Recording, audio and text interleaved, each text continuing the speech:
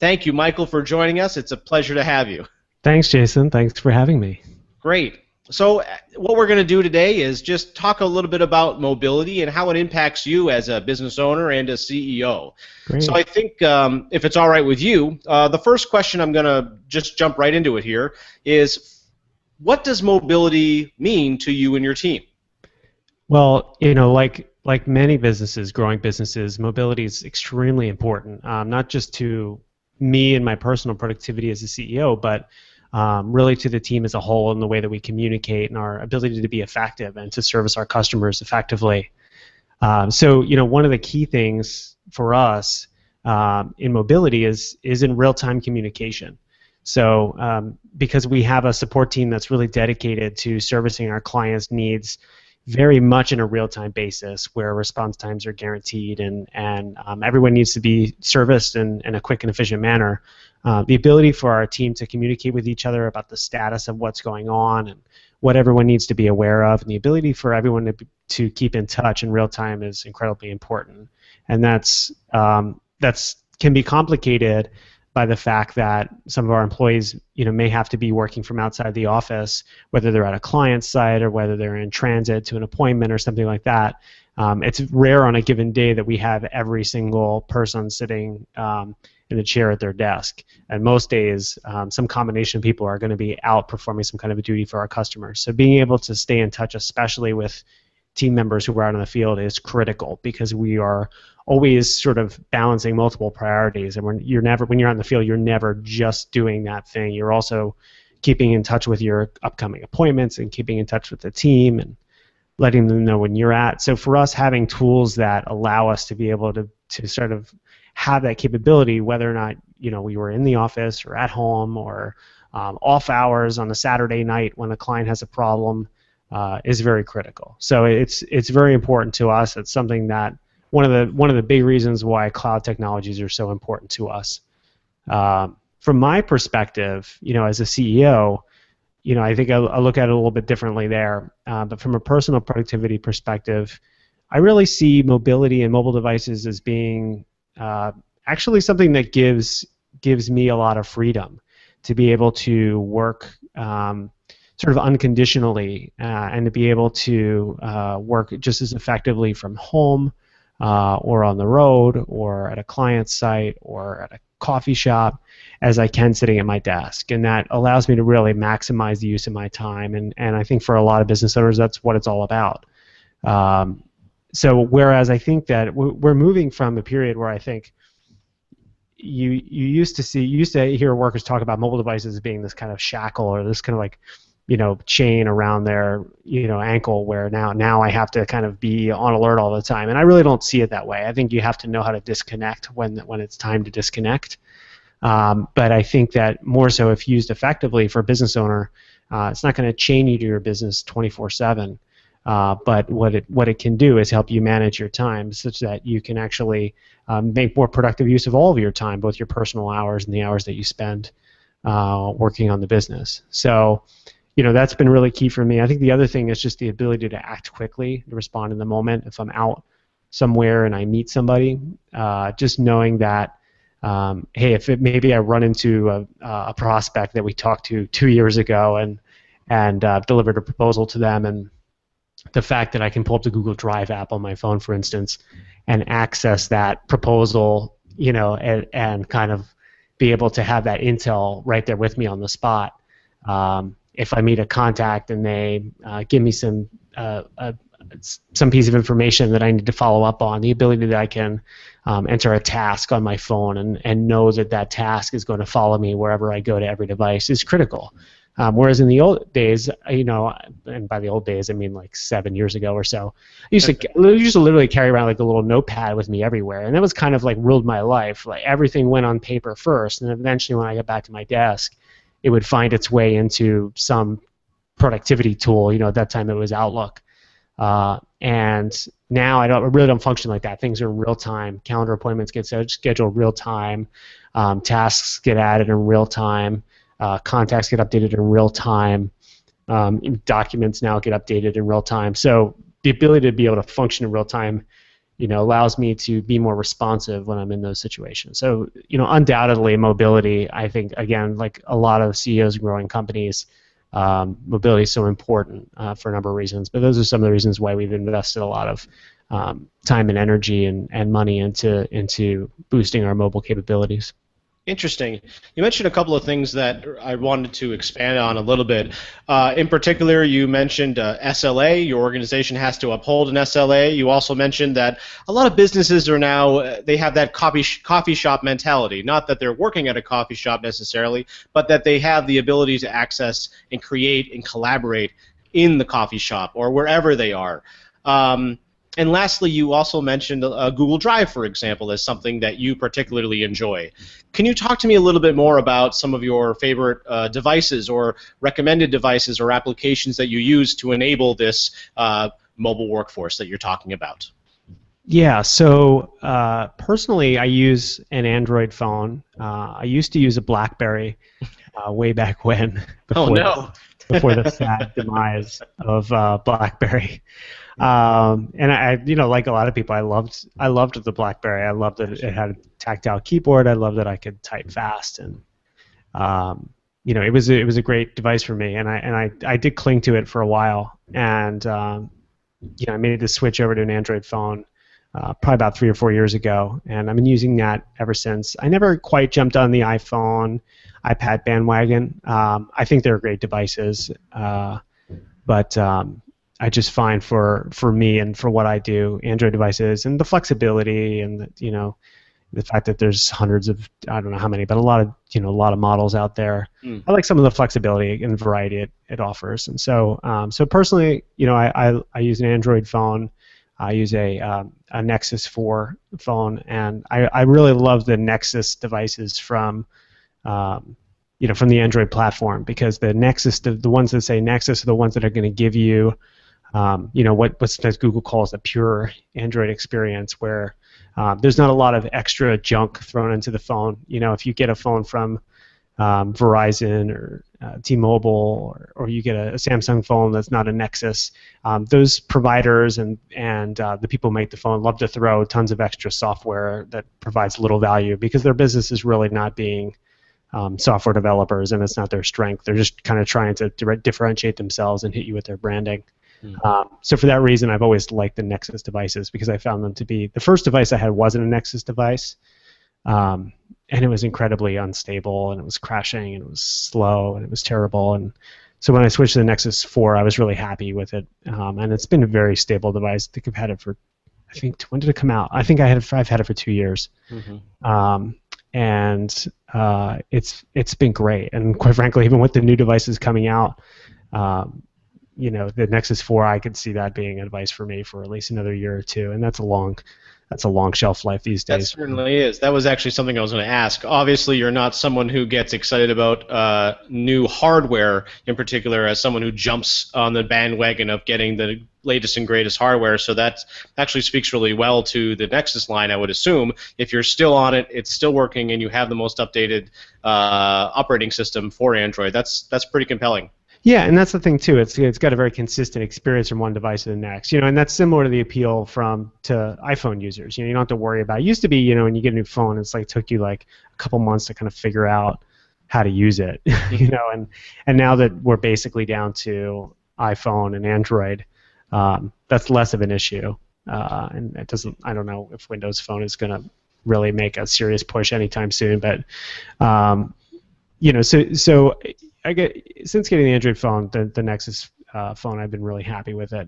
And it seems that the operating systems are pretty universal. I mean, whether you're an Android or an iPhone user, sounds like you. I mean, I know I personally enjoy my iPad. I've had Android phones in the past. I am one of those people that likes to have the latest and greatest devices. But I can say, and I'm hoping the next part of our conversation will lean towards the actual applications in addition to the hardware. But just from my own user experience, whether I'm using Android or iPhone, or iOS, if you will, I've had a very similar experience. It's no longer a question of who's better. It's more of which one do you prefer. And I think that's a really nice evolution of mobile operating systems. And I was hoping that you could expand a little bit more on what specifically you use on your Nexus phone to get some of those tasks done. Yeah, absolutely. And I think you hit it right on the head, which is that maybe early on there were like some apps that, you couldn't get this such and such app on Android, or this app wasn't available on iPhone yet, or whatnot. And it seems like a lot of that's gone away. Since they're pretty much 50-50 in the market, Android's a little bit ahead, I think, but you see a lot of that going away. Yeah, in terms of apps that are sort of indispensable to me, aside from the obvious ones for me are because we use Google for work. The Gmail, Drive, and Hangouts apps, stay in touch with the team, are absolutely critical. Those are kind of the obvious ones. They are there's also a couple of apps such as Evernote that are pretty critical for my personal productivity. Even though I don't use Evernote's a funny tool for me. I mean, I see it very much as a blank slate tool, and everyone uses it kind of differently. I don't use a lot of the sharing features of it, and I don't find a lot of the sharing features to be that compelling outside of maybe just collaborating with one or a couple of other people. But for me, it's kind of like a dumping ground for thoughts and ideas and things I have to remember, things that I might search for later, notes from a phone call. And that'll also sync on any of your desktop in addition to your mobile devices as well? Yeah, and I basically look. I won't use anything that doesn't work on all my devices. It doesn't make any sense anymore. So yeah, Evernote does great that way. And one of the things I like about Evernote is that even though it's a cloud application, it has a good offline capability. So I can still have offline access. So if I'm on the subway and I add a note, then it's going to just resync when I come back out from underground, or I can access notes that have already been synced down to the device. So whereas some cloud applications are going to be kind of online only, Evernote's got that nice offline capability. Same is true with the desktop application for Evernote, which I like. So Evernote's a great one. It's accessible through your web browser. It's accessible through an installed desktop app. It's accessible from your iPad or iPhone or Android device. And so that's definitely a key one for me. Another one is Todoist, which is Todoist. I don't know how well known Todoist is. I don't know how many people use it, but it's one of the best task managers I've ever used, and it's got the right balance between, just kind of like having enough features to make it flexible, but having a very simple, clean interface. Whereas your task is not managing your tasks, right? Your task is to get the task done. And some task managers I used in the past, it's like, you could spend your whole day organizing your tasks by various things, and that's really not what it's about. It's just about giving yourself the timely information. So Todoist has a great mobile app, and it also has that offline capability. So it kind of syncs the tasks down to the phone, and that's key, because I could be waiting in line at Target, and it occurs to me that I need to call somebody on Monday, right? So I can kind of instantly just pull up my phone. On my Android phone, it's just a widget from my home screen. I just hit add task, blah blah blah blah blah, Monday, and hit OK. And so that to me is a really crucial mobile app. And then on the personal side, I mean, just from this is not really so much for work, but it's really useful from a personal productivity standpoint. I think what we're seeing now is we're seeing media move to the cloud. So if you talk about your music library, I love Google Play Music. I love the fact that the library is just in the cloud. It's no longer about I got this computer and I got to sync a device and take my music with me. It's just there all the time, and it has offline capabilities. And then for photos, and photos is incredibly important to just about everybody, because they're irreplaceable. They represent your memories, and to have those sitting around in like just on an iPhoto on your MacBook. Of course, you want to make sure that MacBook's backed up, but it's pretty limiting in terms of what you can do with it. And so, I like Google Plus for accessing phones from a mobile device. So, if I'm out at a business event and I want to show somebody pictures from our formal staff photos that we took, I want to show someone pictures that someone sent me from an event that I spoke at. The fact that I can reach back into not just what is on my phone, but what is in my entire picture photo library bank for all of eternity. If I want to show someone, oh look, this is a picture of the day that we started the company, years and years ago. I can reach back to that at a moment's notice. So I think that's one of the other trends in mobility you're seeing is that it used to be mobility was like first about email and contacts and calendar. It's moved well beyond that now, which is exciting. Well, that's you really hit the nail on the head there with the idea that it's no longer about just email, because a lot of times when people talk to me, they say that they're looking into cloud technology. However, they already can do, or they think they can do, what a lot of cloud technology offerings that you're talking about can already accomplish. I have access to my mail and it's on my phone, so I don't really need anything else. And I would like to argue that in the sense that, well, how are you collaborating? How are you creating? How are you accessing your, business information? And I'm wondering, that's actually the next question I wanted to talk to you about was, before you went to a mobile environment, what were the specific problems that you were trying to solve with your mobile initiative? Well, it's not that you couldn't do these things before. It's just that the tools to do them were very kludgy, I guess is the best word. One of my biggest pet peeves is just, the good old corporate VPN connection. I just found it's incredibly difficult and confusing for everybody except an IT professional to use. I know for our clients that still use kind of traditional VPN or virtual private networking type solutions, it can still be very confusing because this whole idea of you're connecting back to another network and then you've got to connect your mapped drives, or you've got to know how to remote desktop into the right machine, and so there's sort of these legacy ways of doing things remotely, which was really about using things like VPN or remote desktop, or even just on a simpler level, log me in or go to my PC. I mean, the definition of mobility, I think, 5, 6, 7 years ago was to install go to my PC, on your computer, and it could have log in, remotely, and then you were going to work. But everyone who's ever done that knows that it's really not a sustainable and productive way of working. And even though now you can still use those technologies or something like log me in, you can use that from your iPad, and I think it's a great option to have, but it's just not the same native experience that you get from using a native mobile app on the device. So, I think that's one of the biggest things to recognize in terms of what can be gained from. It's not just about can you do these things remotely, but it's about is it actually a good experience? And ultimately what we found is that it's like anything. If it's not a great experience for the person who's going to do it, they're not going to do it. They're not going to take advantage of it.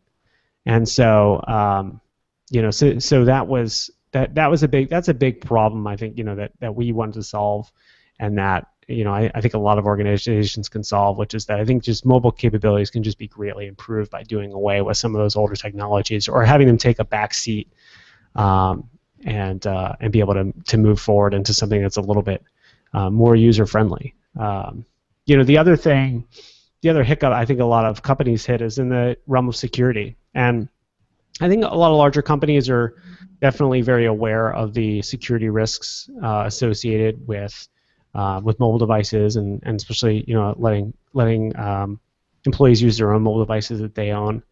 And to say there's security risks is not to say you shouldn't do it. Just say that you should be aware of what the risks are. But I think it's one of the bigger blind spots among small growing companies is the ones who do recognize how much potential is in mobile devices and how much productivity can really be gained by really deploying them effectively.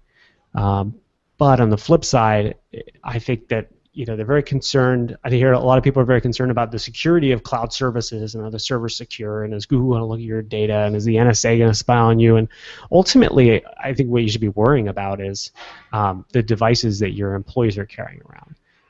And it's really not difficult these days to put in place a security policy to protect from that liability, but there's way, way, way too many companies who are just letting devices float around out there with no knowledge of who has them, who's using them, do they have a security code on them, are they still in that person's possession, or were they left in the back of a cab 3 months ago?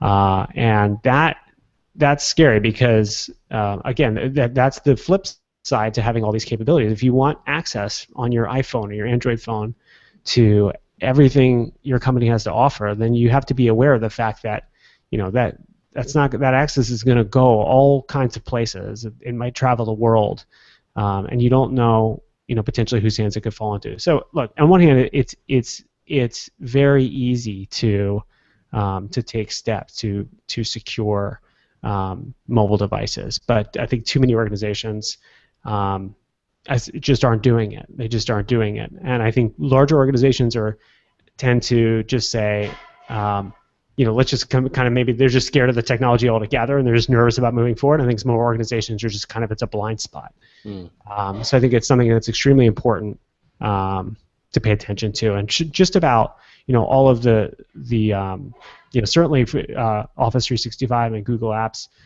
both have mobile security options, and they're really the two players in the cloud productivity space. So if your business is on one of those platforms, definitely you will want to look into what options are available to you in terms of securing that experience. But on a simple basis, if you want a simple low-tech solution, just instill a regimen of making employees confirm on a regular basis that lock PIN codes are on their devices. Even if you don't have the technology to enforce it right now, at least make sure you talk to employees about even just doing something just as simple as requiring a 4-digit lock code on the screen. I mean, it's not going to be secure. You're not Fort Knox, but it's greatly increases the security, because most people who steal a mobile device don't want the data. Right? They just want the device. But if there's no lock code, they might get curious and start poking around. Yeah, I mean, that's a really solid point, especially for organizations where, if they're considering these types of technologies and they're reluctant, they might be inclined to do nothing. And so then there's no solution in place and there's no plan. And so they, like you're saying, implement something as simple as just checking on the policies, doing random checks with people to ensure that they're using these PIN codes.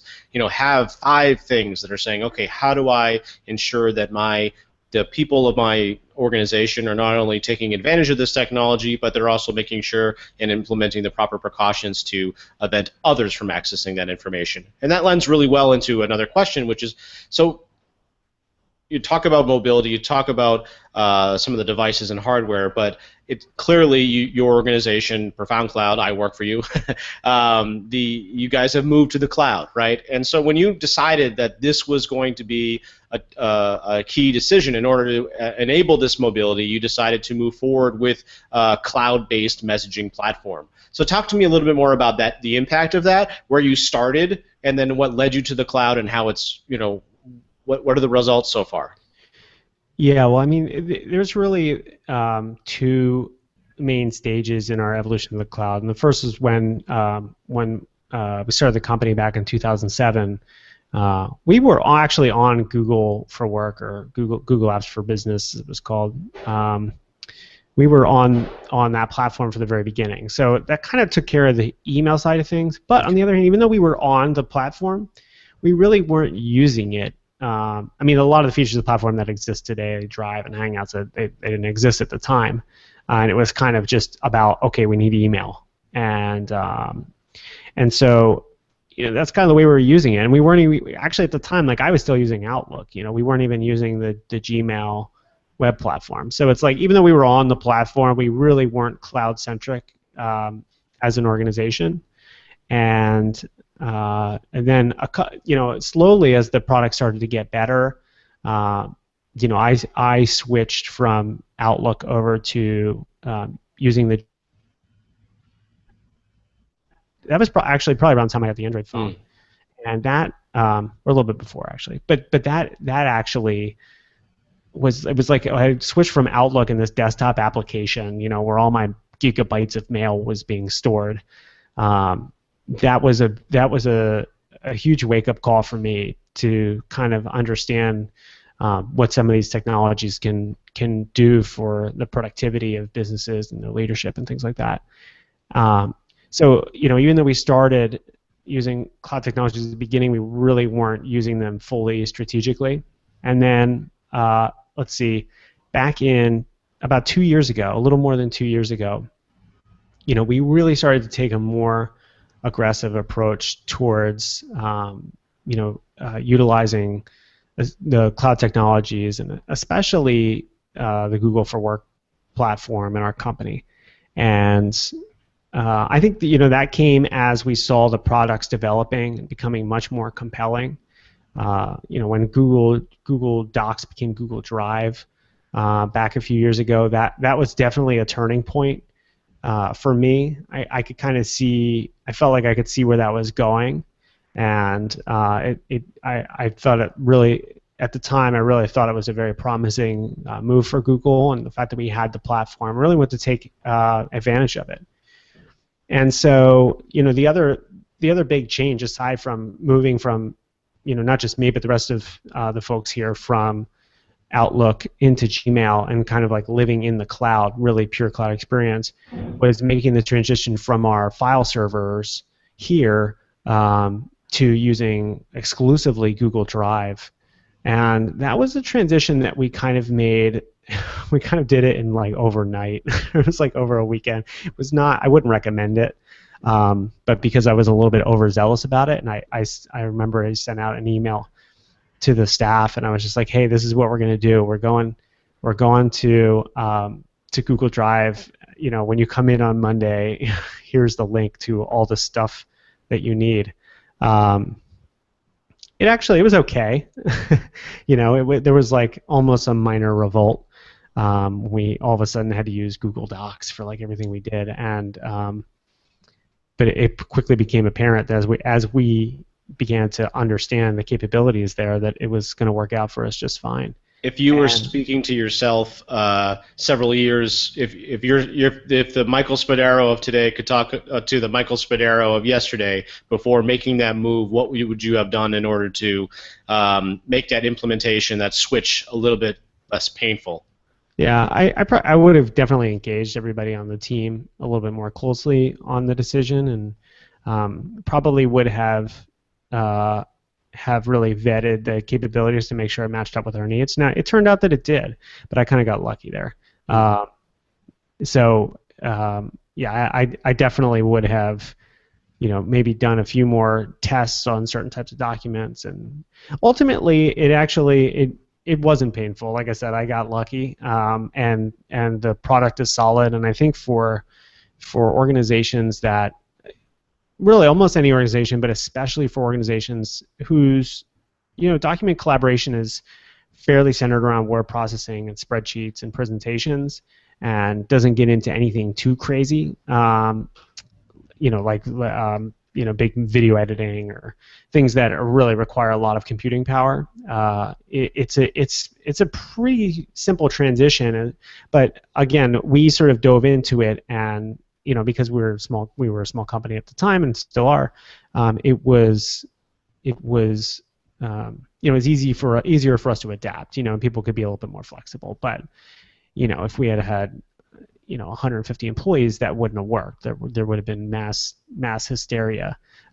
So I guess if I was going to do it all over again, we'd do really consult more of the staff, and then really do training, and not just training on the product, but training on how to use the product within the context of Profound Cloud, and what are the best practices. And I kind of sent out a document, but really it should have been a move that even though it was the right move to make, I would have liked to approach it a little bit more strategically, and get everybody involved, and basically prepare everybody for it. But ultimately, I think we would have ended up in the same place. It just means that we had a bumpy month or so to kind of get adjusted. But then now that we're adjusted, it's fantastic. I mean, I almost can't even remember what it was like not to use solely Google Drive and to go to the mapped drive in Windows and save something and then use the VPN to go home and work on it. And it's literally like it's like a distant memory to me.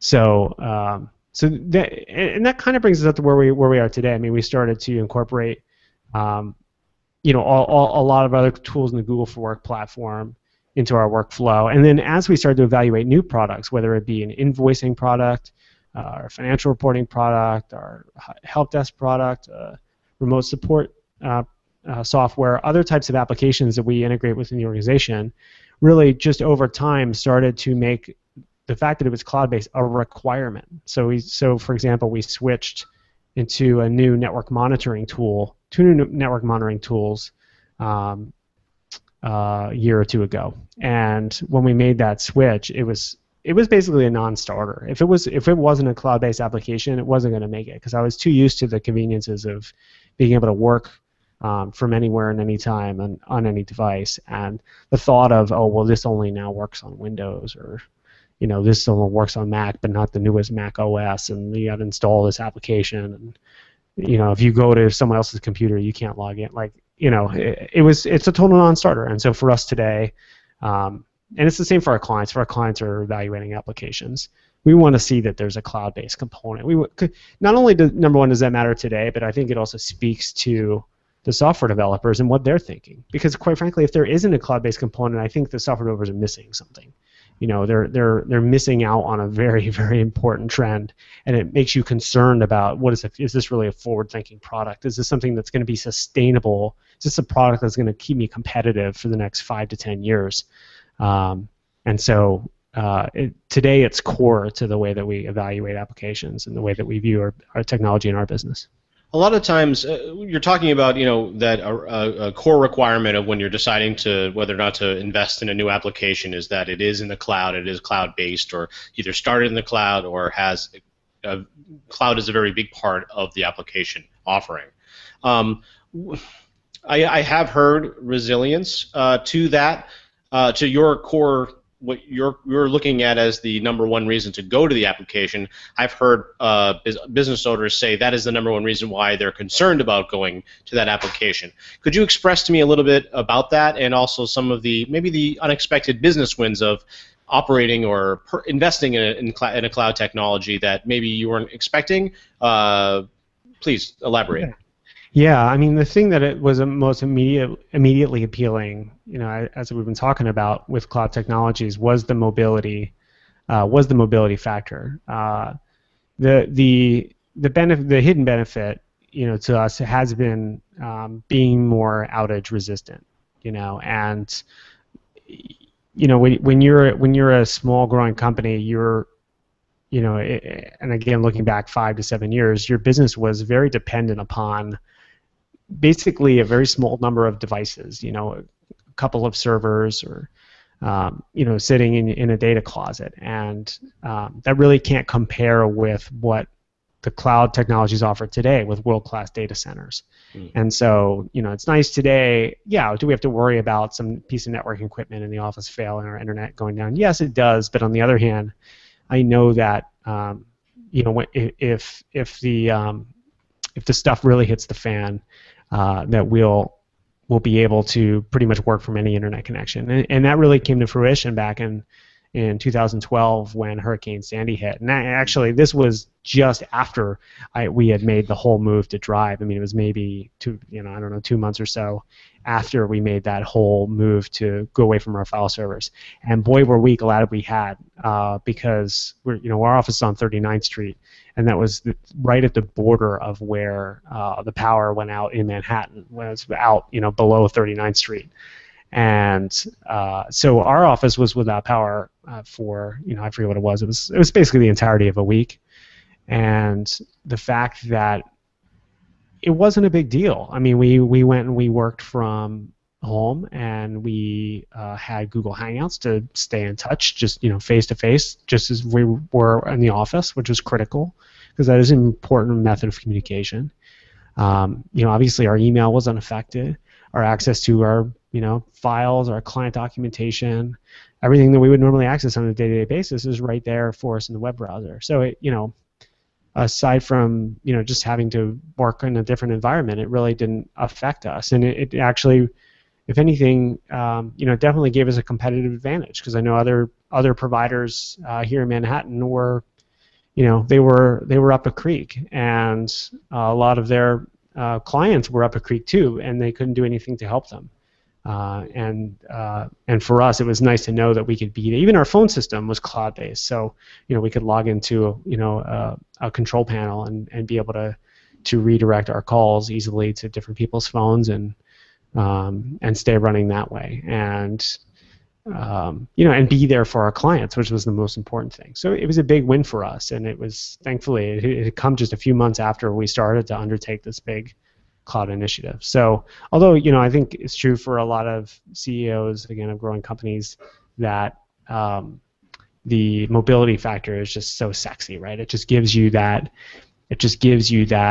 capability that you didn't have before. And sometimes you don't think so much about being resistant against outages because most days you don't have an outage, but the day or the week that you do, and most of us have been there. It's not a good week. So I like the fact that I can sleep easy at night and not have to worry about that day coming. Excellent. So to that point, so you mentioned your experiences with Hurricane Sandy in particular, and how had you not moved to the cloud 2 months ago, that would have been something that you would have been up your own creek. So what do you see coming next with cloud technology, or what are you looking to improve upon with your business with tomorrow in mind? Well, one thing which I thought was incredibly interesting is a statistic I heard earlier this year. I think 2013 was the first year that overall, as a society, we spent more time on our mobile devices, on our tablets and mobile devices, than we did in front of desktops and laptops. And I think that's very telling. And I think it surprised me even, but I think it would surprise most people that that's now it's the norm is for you to be on a tablet or a mobile device. And it makes sense when you think about all the times during your day when you're flipping around on your mobile device, and how that really adds up and how much of your attention is put into that. So I think looking forward, there's no reason to think that trend won't continue. And I think we are going to see more tablets, less laptops and desktop computers in organizations. I think that the requirements of desktop computers will start to wane. I think what we depend on them for will be, it's just less of a heavy workload than it carried in the past. Cloud services will carry some of that workload instead. So I definitely think it's clear we're heading in that direction. Another thing that's interesting, and this is really something we're starting to see the seeds of now, but there's a convergence going on, I think, of desktop and mobile technologies. And really, I think Microsoft kind of led the way with this, where they really saw a vision where, well, why does my experience on my tablet have to be different? Like, why does the interface and the apps and everything have to be different than it is on my, between my mobile and my desktop computer? And, well, I think Microsoft's execution, it could have been better, and I think they're still trying to get it right. I think it's the right idea, and I think Microsoft and Apple and Google are kind of all approaching this problem from different angles. But even just now, Google's shown some signs that they're going to start to make Android apps run on their Chrome devices, and I think that's a very telling sign. I think that there won't be all these concerns about all these distinctions between what's your desktop, what's your tablet, what's your mobile device, because also now we're looking at form factors blurring, and we have the the phablets, the phones with the huge screens, which are so in vogue right now. I think that there's going to be new categories of devices coming along. So I think ultimately we have to come to, or at least each company has to come to a convergence of what the experience is like moving from one platform to another, because it may not always be sustainable for you to learn how to use 5 different devices in a completely different way. I think that and look, even if you look at the way websites are being designed now, it's funny when you when you go to mobile sites and you're used to seeing that little, they call it like the little hamburger, the little 3 lines in the upper corner. And that used to be just something you saw on your mobile device. But if you go to, I think, like NBC News and like other websites now on your desktop computer, they're starting to look like mobile sites in your browser, and everything's starting to get bigger. The interface of websites and more touch friendly. And this is driven, I think, by tablets. But um, I think we're just seeing convergence of the technologies, and the lines are blurring between what these different technologies can do, and I think we're just going to continue to see them come together, which I think is good news. The other thing that I think is interesting to keep an eye on in terms of mobility is the recent trend in terms of wearables, with Apple's Watch coming out next year. Microsoft just came out of nowhere and released their watch, which I thought, I think it's kind of the ugliest device on the market, but from a functionality standpoint, it looks pretty impressive, and I like the fact that it will work with your Android and your iOS device. But I think the wearables, I think, are an interesting place for productivity. They're definitely getting talked a lot in terms of fitness. And I think that there's going to be some interesting use cases for wearables in terms of productivity. And so now it's like you don't have to pull your phone all the way out of your pocket to search in the world's largest library of information. Now you only need to lift your wrist to your head. So we're getting we're just continuing to optimize and hack our lives. And of course, we all know what's going with chips being implanted into our brain sooner or later. But again, I think the wearables are interesting to keep an eye on as far as they're useful as a productivity tool. If it means that you're walking to an appointment and it gets you there faster because you don't need to pull out your phone and pull out Google Maps and search, and it just tells you to make a left-hand turn, that's useful. Or a staff member sends you a quick message and you can answer it just by voice really quickly without stopping. Heck, if it gets you there 5 minutes earlier, that's great. So definitely I think that's one to keep an eye on, and I'm sure there's more form factors coming that we're not even seeing yet. I don't think Google Glass was or may not ever be the answer, but I think if you look at that, there's other places where you can place technology. I think on your person beyond just on your wrist and in your pocket, and I think the companies will continue to try and seek that out because they'll have to. That's kind of the way they're going to continue to sell devices. They have to, they kind of were spoiled by the whole smartphone and tablet revolution, and now they're kind of kind of hitting the top of that hill where everyone's kind of got one, and now it's all about what's next. So it'll be interesting to see what different companies do, and what stuff is just a toy and what stuff is actually useful for a CEO. Yeah, I mean, in terms of wearables in particular, I think that I agree with you that maybe Google Glass is not going to be the answer, but I would compare that to what Microsoft has done with their One Microsoft model. You said maybe the execution wasn't exactly right, but man, were they the kind of a game changer with that vision.